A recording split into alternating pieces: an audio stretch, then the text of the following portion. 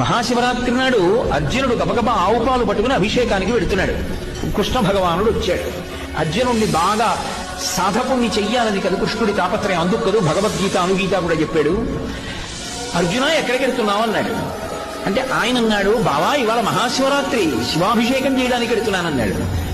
శివాలయంలోనే శివుడు ఉన్నాడా బావా అన్నాడు అర్జునుడితో.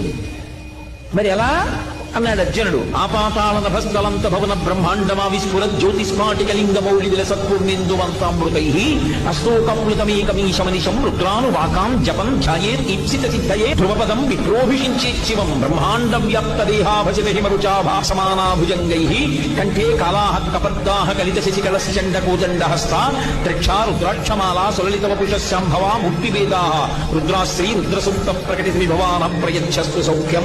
పాతాళం దగ్గర నుంచి ఆ పైన ఉండేటటువంటి బ్రహ్మాండము పై వరకు